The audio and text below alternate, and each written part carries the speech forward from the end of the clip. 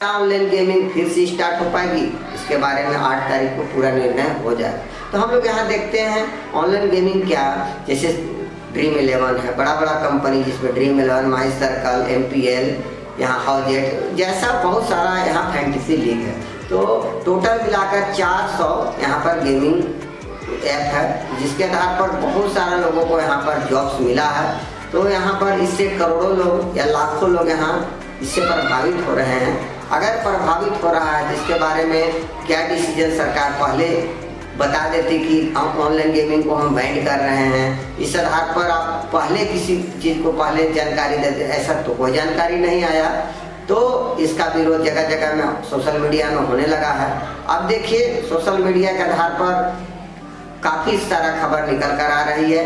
कुछ रिपोर्ट के अनुसार MPL का जो वर्कर था उसको छटनी हो रहा है, वहाँ पर 60% वर्कर को छटनी किया जा रहा है। अगर ऐप ही नहीं चालू होगा तो वर्कर को कहाँ से पैसा दे पाएगा।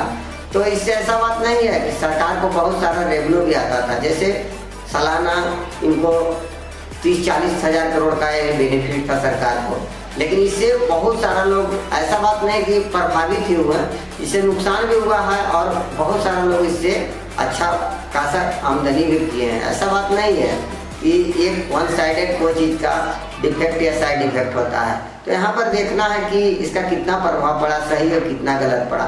ऐसे देखिए अभी मार्केट में धड़ल्ले से यहाँ पर एविएटर हो गया और ऑनलाइन गेमिंग जो जिनका भारत सरकार का नियंत्रण ही उस पर नहीं है, जैसे विदेशी कंपनियों को जो भी गेमिंग चैनल है जैसे वो चल रहा है, अभी भी धड़ल्ले से चल रहा है। ऐसा बात नहीं कि नहीं चल रहा है, टोटली में पूरा जगह में चल रहा है। ऐसा बात है जैसे चिकन पॉक हो गया, आपका एविएटर हो गया, ऐसा चल रहा है अभी भी और उससे लोग खेल रहे हैं। ऐसा बात नहीं, हालांकि नियम आने के बाद 3 साल का जेल है और 1 करोड़ रुपया है। हम नहीं बोल रहे हैं पर बढ़ावा नहीं दे रहे हैं, आपको खेलने के लिए नहीं बोल रहे हैं, लेकिन ऐसा हो रहा है। सरकार इसके लिए कोई ठोस कदम अभी तक नहीं उठाई और जो रजिस्टर्ड कंपनी के आधार पर था, जिसमें पैन कार्ड, आधार कार्ड जो भी था, बैंक अकाउंट, तो ऐड है वो सब चैनल केवल अभी बंद है। बाकी जितना भी है जो ऐप्स है वो अभी चल रहा है, देख लीजिए आप। और जो भी है फैंटेसी लीग है जो रजिस्टर्ड थे वो सब बंद है। तो यहाँ पर सरकार को इसके बारे में समझना होगा और सोचना होगा। अगर ये सब फैंटेसी लीग बंद होगा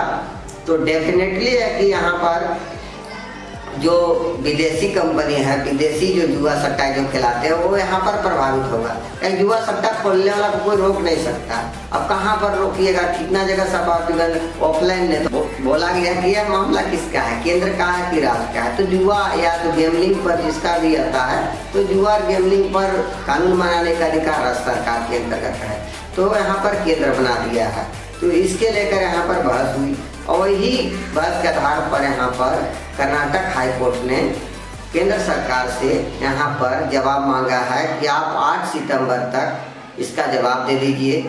अब क्या किस आधार पर केंद्र सरकार जवाब देती है इसके बारे में देखना क्या। फ्रेंड्स, ऑनलाइन गेमिंग को लेकर केंद्र सरकार ने यहाँ पर ऑनलाइन गेमिंग एक्ट यहाँ पास किए थे, तो जिसकी चुनौती यहाँ पर 823 ऐप जो दिए थे कर्नाटक हाई कोर्ट में। हाई कोर्ट में कर्नाटक में सुनवाई करते हुए यहाँ पर हाई कोर्ट के यहाँ जज जो थे वो बोले हैं कि केंद्र सरकार से इसका जवाब मांगे हैं कि ऐसे कैसे आप बंद कर सकते हैं कोई भी गेमिंग को। देखिए किस आधार पर बंद किया गया है ऑनलाइन गेमिंग को प्रतिबंधित। तो यहाँ पर देखिए स्किल बेसिस गेमिंग है, एक लक बेसिस गेमिंग है।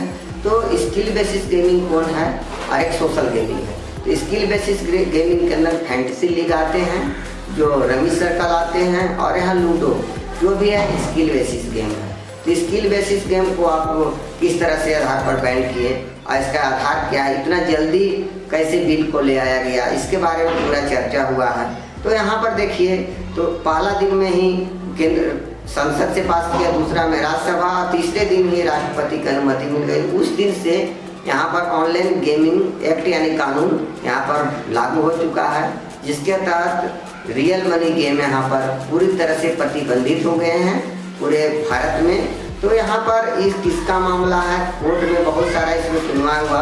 तो किसी को बोला गया कि यह मामला किसका है, केंद्र का है कि राज्य का है। तो जुआ या तो गैम्बलिंग पर जिसका भी आता है, तो जुआ और गैम्बलिंग पर कानून बनाने का अधिकार राज्य सरकार के अंतर्गत है। तो यहाँ पर केंद्र बना दिया है। तो इसके लेकर यहाँ पर बहस हुई और वही बहस के आधार पर यहाँ पर कर्नाटक हाई कोर्ट ने केंद्र सरकार से यहाँ पर जवाब मांगा है कि आप 8 सितंबर तक इसका जवाब दे दीजिए। अब क्या किस आधार पर केंद्र सरकार जवाब देती है इसके बारे में देखना क्या